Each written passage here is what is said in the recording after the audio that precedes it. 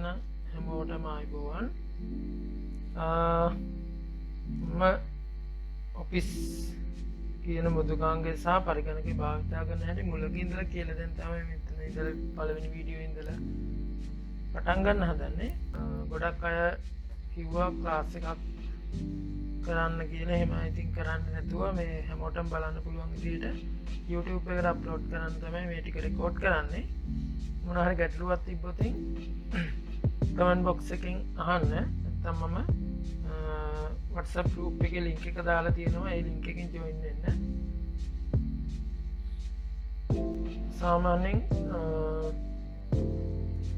මුලම ටික තමයි කම්පියුටර් එක හඳුනා ගැනීම. ඒ කියන්නේ introduction to computer කියන එක. ඒ ටික කියලා දෙන්නේ නැහැ. මොකද මේකට සාමාන්‍යයෙන් ගොඩක් අය දන්න දෙයක්. මොකද ඒ ටික එහෙම කියලා දෙන්න තරම් දෙයක් නැහැ. notes එහෙම තියෙනවා YouTube එකේ. තව videos එහෙම තියෙනවා. ඉතින් ඒ නිසා එච්චරම අවශ්‍ය නැහැ කියලා හිතනවා. ඒකට පරිගණකේ භාවිතා කරන කොටස ඉඳලා මොකද දැන් මේ ළඟදී teaching exam එකක් එහෙම තියෙනවා. ගොඩක් ඒකට කම්පියුටර් වල බේසික් ටිකක් එහෙම අහනවා කියලා තියෙනවා. ඒ නිසා දන්න දේ මේ වීඩියෝ එකකින් පොඩි වීඩියෝ වලින් පොඩි වීඩියෝ කොටස් කීපයකින් අරන් එන්න හිතුවා. ඉස්සෙල්ලම කම්පියුටර් එක ගත්තොත් මෙන්න මේ අපි පළවෙනියටම කම්පියුටර් එක ඔන් කරාට පස්සේ ඉස්සෙල්ලම එන්නේ user screen තිරය. ඒ කියන්නේ අපේ user account හදපු තිරය. ඒ කියන්නේ අපේ password එක ගාවට එනකම් තියෙන තිරයට තමයි user account තිරය කියලා කියන්නේ. කියන්නේ welcome screen එක. ඒක අපිට user account දෙක තුනක් තියෙනම් එතෙන්දි පෙන්නනවා. නැත්නම් එක account එකක් නැත්නම් කෙලින්ම මෙන්න මේ වගේ desktop එකට යනවා. නැත්නම් user account එක තියෙන තැනට එනවා. අපිට password එක ගහලා next දුන්නා පස්සේ මෙන්න මේ වගේ screen එකට එනවා desktop එකට. ඊට පස්සේ මෙන්න මේ කොටසට කියනවා අපි desktop එක කියලා. desktop එකේ මෙන්න මේ කොටස icon ටිකක් කියලා කියනවා. desktop එකේ අපි install කරපු සියලුම වැඩසටහන් සියලුම නෙමෙයි මෙතන desktop එකේ හැදිච්ච icon ටික තමයි මේ පෙන්නන්නේ. ඊට පස්සේ මේ යට කොටසට තියෙනවා task bar එක කියලා. මෙන්න මේක තියෙනවා. මේක ක්ලික් කරාට පස්සේ start menu එක කියලා කියනවා. මේ පැත්තේ notification area එක තියෙනවා. මේකේ task bar එක මේ කොටස අපි වැඩසටහනක් විවෘත කරගත්තට පස්සේ ඒක తాවකාලිකව රන් වෙන්නේ මෙන්න මේ task bar කියන එක කොටස තුල. එතකොට අපි මොකක් හරි දෙයක් මිනිමයිස් කරොත් මෙන්න මේ task bar එක අපි folder එකක් open කරලා හරි නැත්නම් මොකක් හරි වැඩසටහනක් open කරලා හරි අපි ඒක මිනිමයිස් කරොත් මෙන්න මේ task bar කියන කොටසට තමයි එකතු වෙන්නේ. ඊට පස්සේ මේ පැත්තේ කොටස තියෙනවා time එක තියෙනවා, date එක තියෙනවා. ඊට පස්සේ මෙතන notification icon ටිකක් තියෙනවා, sound icon, battery එක තියෙන icon. මේක lap එකක්. ඒ නිසා මෙතන battery icon එක පෙන්නනවා. මෙතන notification එන messages ටික පෙන්නනවා. මේක start menu එක. සාමාන්‍යයෙන් ඉතින් මේ ටික තමයි desktop එක දැක ගන්න පුළුවන් වෙන්නේ. ඊට පස්සේ මෙන්න මේවට කියනවා අපි system icon කියලා. මෙන්න මේ document එක මෙන්න මේක recycle bin මෙන්න මේ ටික අනිවාර්යයෙන්ම මැෂින් එකට, ඒ කියන්නේ අපි OS එකක් ඉන්ස්ටෝල් කරාට පස්සේ එන ටික තමයි මෙන්න මේ system icon ටික තියෙන්නේ. ඊට පස්සේ එතනින් පස්සේ මෙන්න මෙතන තියෙනවා මෙන්න මේ චූටි කුඩා ඊසක් එක්ක. මෙන්න මෙතන ප්‍රෝග්‍රෑම් වල පොඩි ඊසක් එක්ක තියෙනවා. ඒකට අපි කියනවා shortcut icon කියලා. අපි shortcut icon එකක් කියලා කියන්නේ යම්කිසි පරිගණක වැඩසටහනකට කෙටි මඟක්. ඒ කියන්නේ අපිට ඉක්මනට යන්න පුළුවන් කෙටි මාර්ගයක් හදා ගන්නවට තමයි මෙන්න මේ shortcut එකක් කියලා කියන්නේ. ඒ කියන්නේ shortcut එකක් කියලා කියන්නේ අපිට අවශ්‍ය නම් එදිනෙදා භාවිතා කරන ડોකියුමන්ට් එකකට එක සැරේම ගමන් කරන්න අවශ්‍ය නම් අපිට පුළුවන් මෙන්න මේ shortcut එකක් විදියට desktop එකේ හෝ වෙනත් folder එකක save කරලා තියාගන්න. එතකොට මේක desktop එකේ මේ පැත්ත mouse එකේ right click කරාම view, sort, refresh මෙන්න මේ වගේ විධානයන් ටිකක් තියෙනවා. මගේ තියෙන මෙන් ටික මම කියන්නම්. මෙන්න මේ AMD Radeon settings කියලා කියන්නේ මගේ graphic drivers එක install වෙච්ච software එක තමයි ඒකේ පෙන්නන්නේ. ඊට පස්සේ මෙතන පල්ලෙහා තියෙන graphic drivers එක මගේ graphic card දෙකක් තියෙන නිසා තමයි මෙහෙම පෙන්නන්නේ. ඊට පස්සේ මෙන්න මේ view කියන එකට ගියාට පස්සේ view මෙන්න මේ desktop එකේ එහෙම නැත්නම් ඩෙස්ක්ටොප් එකේ තියෙන අයිකන් වල සයිස් එක. මෙතන අපි large icon දැම්මොත් මෙන්න බලන්න icon ටික large වෙනවා. ඊපස් view ගිහිල්ලා වෙලා medium icon එක දුන්නම මේක icon එක සාමාන්‍ය ගන්න medium size එක වෙනවා. small icon දුන්නම icon ටික කුඩා වෙනවා. ඊට පස්සේ ඒකෙම තියෙනවා view කියන එක යටතේ තව auto arrange icon, align to grid, show desktop icon කියලා. මෙන්න auto arrange icon කියන එක ටික එකකින් කරන්නේ අපි මෙන්න මේ තියෙන මේ icon එක අපි කොහෙට හරි ගිහිල්ලා ඇතැරියොත් ඒක එහෙමම තියෙනවා. මුකුත් වෙනස් වෙන්නේ නැහැ. අපිට අවශ්‍ය නම් මේ පැත්තට කේලි කරලා අපිට අවශ්‍ය ටික විතරක් මෙහෙම හදා ගන්න පුළුවන්. එහෙම අවශ්‍ය නම් මෙන්න මේ ටික් එක අයින් කරලා තියෙන්න ඕන. මේක හැබැයි අපි ටික් එක දාපු ගමන් බලන්න අර තිබ්බ තැනටම ආයි අර ටික ගමන් කරනවා. ඊට පස්සේ දෙවනියට තියෙනවා align icon to grid කියලා. මෙන්න මේ grid කියන එක දුන්නාට පස්සේ බලන්න අපිට එක එක තැන් වලට ඇදලා දාන්න බෑ. අපිට දැන් අර මේ කරාට පස්සේ එක එක තැනට අපිට මෙහෙම මේ ඇදගෙන ගියාට තිබුණනේ. නමුත් මෙන්න මේක දුන්නාට පස්සේ එහෙම වෙන්නේ නැහැ. නමුත් හැබැයි තියෙන තැන මාරු කරන්න පුළුවන්. අපිට මේ ඕන තැනකට පිළිවෙලකට දාන්න පුළුවන්. අපිට අවශ්‍ය තැන් වලට ගෙනියන්න බෑ. ඒක තමයි මෙන්න මෙතන align to icon to grid කියන එක. දැන් මේක දුන්නාට පස්සේ බලන්න වෙනසක් වෙන්නේ නැහැ. හැබැයි අපිට මේක මෙහෙටවත් ගෙනියන්න බෑ. ඊට පස්සේ තුන්වෙනියට දෙනවා show desktop icon කියලා. මෙන්න මේ ටික් එක අයින් කරාම බලන්න desktop එකේ තියෙන සියලුම icon ටික hide වෙලා යනවා. අපිට ආයෙ නැවත ගන්න නම් මොකද කරන්නේ? view ගියා show desktop icon කියන එක දෙන්න ඕන. දුන්නාට පස්සේ තමයි වෙන්නේ මේ ආපහු icon ටික තිබ්බ විදිහට වෙන්නේ. ඊට පස්සේ තුන්වෙනි විධානයේ sort by කියලා තියෙනවා. මේ sort by කියලා කියන්නේ අපිට මේ sort by කියලා කියන්නේ අපිට මේ icon එන්න ඕන පිළිවෙලක් පුළුවන්. අපිට ඒ කියන්නේ නම් ආකාර ආදී පිළිවෙලටද එහෙම නැත්නම් size ඒ කියන්නේ කිලෝ ප්‍රමාණය size එකේ අනුවද එහෙම නැත්නම් item type එකේ හැටියටද එහෙම නැත්නම් install කරපු date modified ඒ කියන්නේ අලුත් ඉඳලා ඒ කියන්නේ වැඩි දිනේ ඉඳලා අඩු දිනේට හරි එහෙම නැත්නම් ඒ කියන්නේ ළඟ දිනයක නම් date modify කියන එක දුන්න ගමන් බලන්න ඉස්සෙල්ලම install කරපු එක තමයි ඒ කියන්නේ අන්තිමටම install කරපු එක තමයි උඩට එන්නේ. අහිමින්දල පිළිවෙලට තමයි මේ පැත්තට හැදෙන්නේ. එතකොට මෙන්න මේ sort by එක name කියන එක දුන්නාම අපිට සාමාන්‍ය විදියට ගන්න පුළුවන්. එතකොට මෙතන refresh කියලා කියන්නේ පරිගණකය ගන්නවා. refresh කියන එක දුන්නම අර පොඩි slow ගතිය පොඩ්ඩක් නැති වෙලා අපහු refresh වෙනවා. ඒ කියන්නේ නැව මූණ වලක් කියන්නේ පොඩි මේකක් වෙනවා. ඊට පස්සේ මෙන්න මෙතන පල්ලෙහා තියෙනවා display setting personalize කියලා. මේවයි භාවිතය කෙටියෙන් කියන්න new කියලා එකක් තියෙනවා.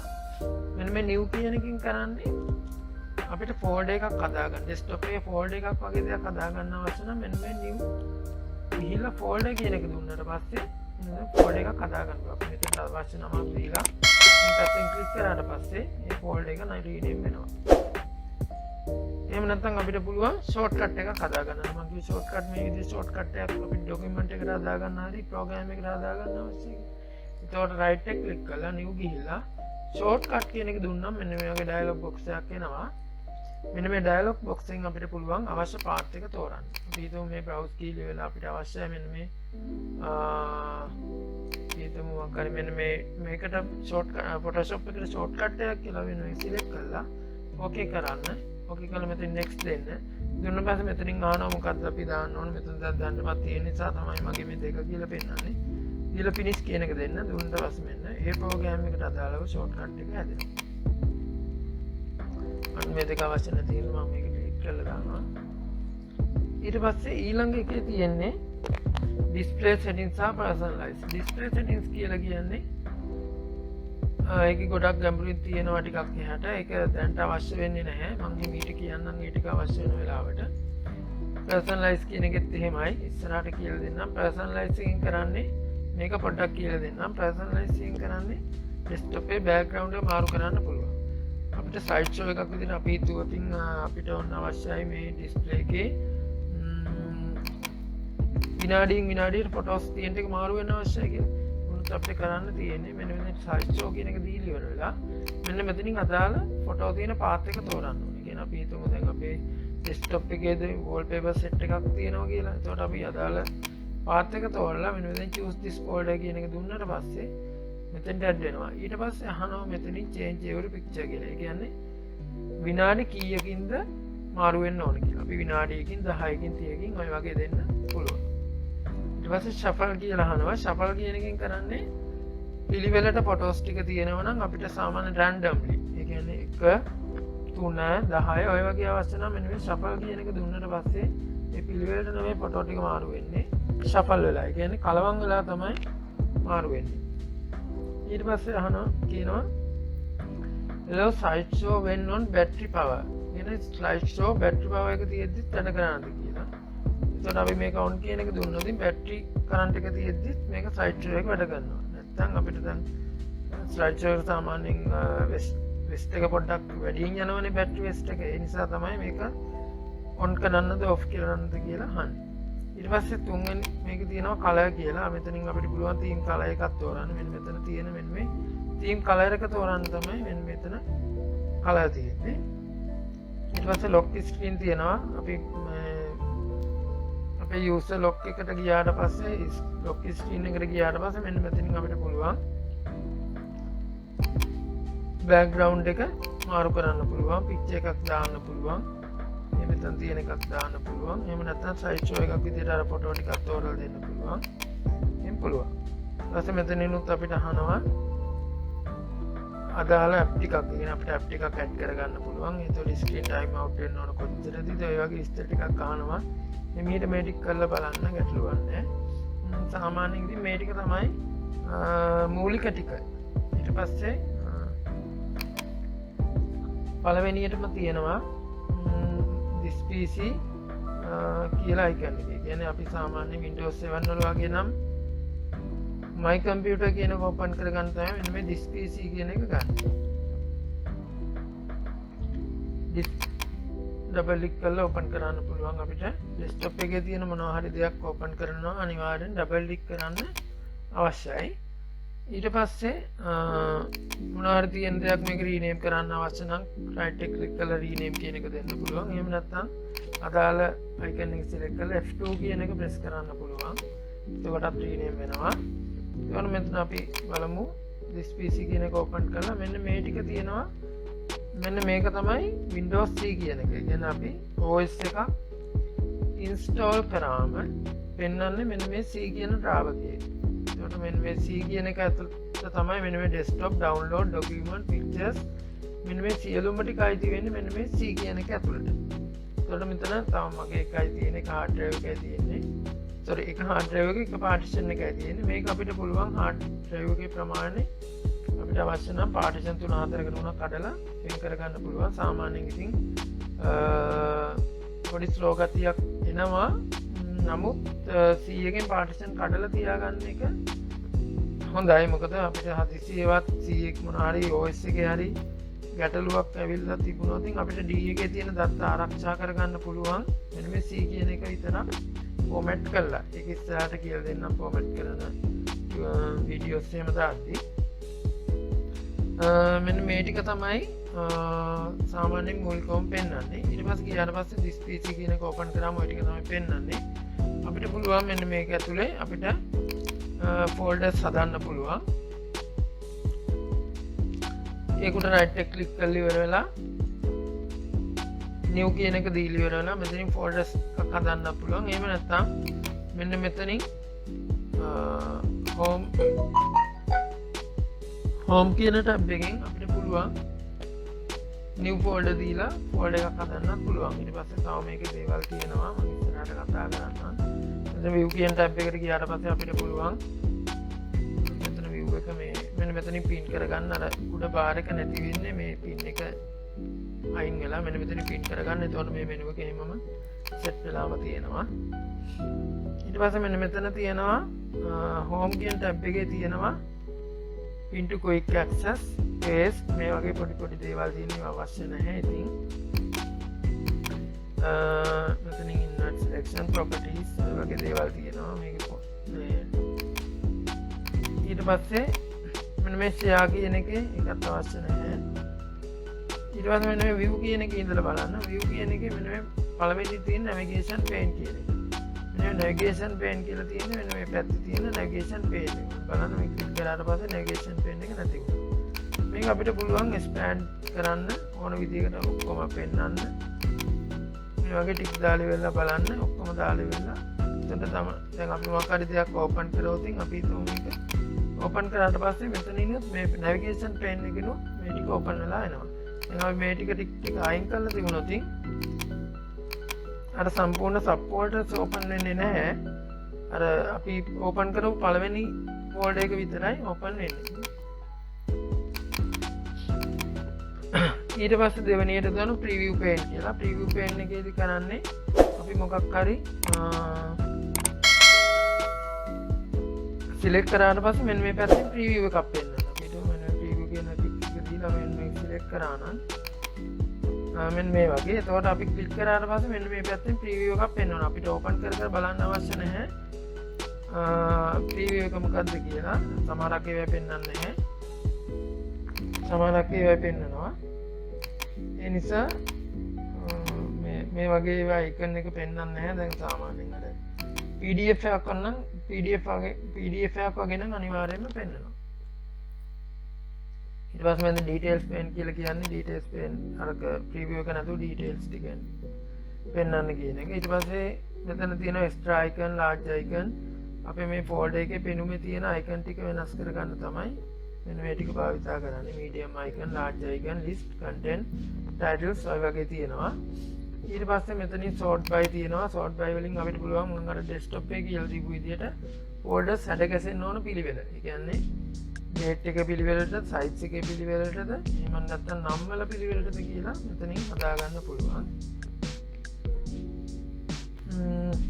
ඒ ටික සමය සාමාන්‍යයෙන් මෙඩි කියන්න තියෙන්නේ. ඊට පස්සේ තව තියෙනවා මෙතන folder option වල ගොඩක් කතා කරන්න. ඒක අපි ඊට කතා කරමු. දැන්ට ඔය ටික තමයි තියෙන්නේ. බේසිකලි ඔය ටික තමයි තියෙන්නේ. සාමාන්‍යයෙන් ඉතින් ඊට පස්සේ ඉස්සරහට කතා කරන්නම්. මොනවා හරි ගැටලුවක් තිබ්බොත් කමෙන්ට් බොක්ස් එකේ දාන්න. මම WhatsApp group link එකක් දාලා තියෙනවා. ඒකට කැමති අය join වෙන්න. මේ පළවෙනි වීඩියෝ එක නිසා අඩුපාඩු ඇති. ඒ නිසා ඊළඟ වීඩියෝ එකේ ඉඳලා බලමු අඩුපාඩු අවමයි කරගෙන ඉදිරියට යන්න බලමු. මොනවා හරි ගැටලුවක් තිබ්බොත් අනිවාර්යයෙන්ම කමෙන්ට් බොක්ස් එකේ දාන්න. හැමෝම channel එක subscribe කරන්න කියලා ඉල්ලීමක් කරනවා. එහෙනම් හැමෝටම සුබ දවසක්.